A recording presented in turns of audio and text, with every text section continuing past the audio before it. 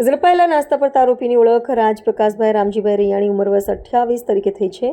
તે મૂળ ભાવનગર જિલ્લાના જાંજમેર ગામનો છે અને હાલ સુરતમાં કાપોદ્રા વિસ્તારમાં રહે છે.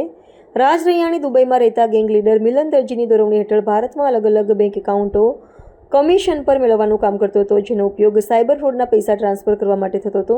તે મુખ્ય આરોપી મિલન દરજીનો કૌટુંબિક ભાઈ છે. રેડમાં જપ્ત કરાયેલો મુદ્દામાલ, ઓફિસ અને આરોપીઓના ઘરેથી સર્ચ દરમિયાન મોટા પ્રમાણમાં સાયબર ક્રાઇમ સાથે સંકળાયેલો મુદ્દામાલ જપ્ત કરવામાં આવ્યો હતો, જેમાં મુખ્યત્વે મોબાઈલ ફોન નંગ 28 નંગ, ડેબિટ કાર્ડ 86, અલગ અલગ બેંક એકાઉન્ટના પાસબુક 180 નંગ, અલગ અલગ બેંક એકાઉન્ટની ચેકબુક 30 નંગ, સિમ કાર્ડ 258 નંગ, હિસાબની ડાયરીઓ 7 નંગ, કમ્પ્યુટર સીપીયુ અને લેપટોપ 1 નંગ, આ ઉપરાંત કેનરા બેંકના 261 જેટલા એકાઉન્ટના નેટ બેન્કિંગ મારફતે નાણાકીય વ્યવહારો ચાલુ હોવાનું પણ જણાવ્યું હતું. આરોપી રાજ રૈયાણીનો પૂર્વ ગુનાહિત ઇતિહાસ. ઝડપાયેલા આરોપી રાજ રૈયાણીનો અગાઉ પણ ગુનાહિત ઇતિહાસ છે. તેની અગાઉ 25/7/2024ના રોજ પણ સાયબર ક્રાઇમ હેઠળ કેનરા બેંક સરથાણા બ્રાન્ચ ખાતે રેડ કરીને સાયબર ક્રાઇમ માટે એકાઉન્ટ ખોલાવતી ટોળકીને પકડવાના ગુનામાં ધરપકડ કરવામાં આવી હતી. દેશમાં ફેલાયેલું નેટવર્ક. આ ગુનાની તપાસ દરમિયાન અગાઉ ધરપકડ કરાયેલા ગેંગના 12 સભ્યોની ગુજરાતના પાટણ, જૂનાગઢ સહિત કર્ણાટક, મુંબઈ, હરિયાણા, તેલંગાણા અને અન્ય રાજ્યોમાં નોંધાયેલી કુલ 27 ફરિયાદોમાં પણ ધરપકડ કરવામાં આવી છે. આરોપીઓ પાસેથી મળી આવેલા કુલ 1029 બેંક એકાઉન્ટની તપાસ કરતા NCCRP national cyber crime reporting portal પર અલગ અલગ રાજ્યોમાં કુલ 1867 ફરિયાદો નોંધાયેલી હોવાનું સામે આવ્યું છે. ગઈકાલે માનનીય ગૃહમંત્રી સાહેબ, CP સાહેબ અને JCP ક્રાઇમ સાહેબની માર્ગદર્શન અને સૂચના હેઠળ સાયબર ક્રાઇમ સેલની ટીમ દ્વારા ગુજસી ટોપના એક આરોપી રાજ રૈયાણીને ઝડપી પાડવામાં આવેલ છે.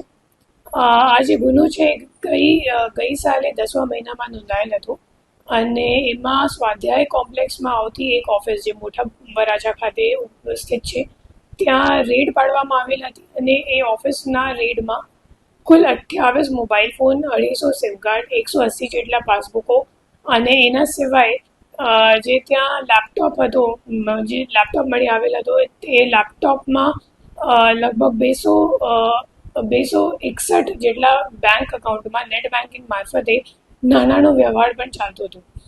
તો આ રેડમાં જે મુખ્ય ગેંગ લીડર છે મિલન દરજી, એ મુખ્ય રીતે દુબઈ ખાતેથી કામ કરે છે અને જે રાજ રૈયાણી છે એને એમનો કૌટુંબિક ભાઈ તરીકે એમને સંપર્કમાં આવ્યો હતો અને જે ચાઇનીઝ ગેંગો સાયબર ક્રાઇમ આચરે છે એમને જે સાયબર ક્રાઇમ આચરવા માટે જે બેંક એકાઉન્ટનો ઉપયોગ થાય છે, તો એ ઉપયોગ પૂરી પાડવા માટે, તમામ બેંક એકાઉન્ટો પૂરું પાડવા માટે રાજ રૈયાણીની મુખ્ય ભૂમિકા હતી આખા ગુનામાં.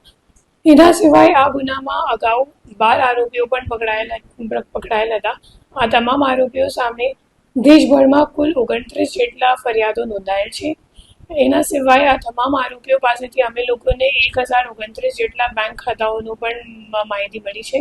એ તમામ ખાતાઓ સામે NCCRPમાં 1800 જેટલા સાયબર કમ્પ્લેન્ટ્સ ઓલરેડી નોંધાયેલ છે. તો હું સાયબર સેલ અને સુરત પોલીસ વતી હું લોકોને અપીલ કરું છું કે તમને કોઈ પણ પ્રકારની લોભ લાલચમાં આવતા નથી.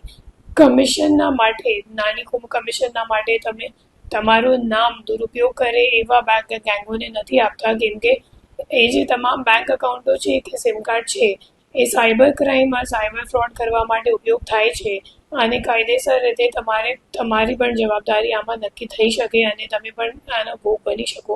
એટલા માટે હું બધાને અપીલ કરું છું કે આવી કોઈ લોભ લાલચમાં નથી આવતા અને સારી રીતે અગર કોઈ ખબર પડે, તમારી સામે કોઈ અગર કમિશનના માટે બેંક ખાતા ખોલાવવા માટે તમને સંપર્ક કરે તો તમે સીધી આ બાબતની સૂચના અમે લોકોને આપો તો અમે લોકો પ્રોએક્ટિવ રીતે આ દિશામાં કામ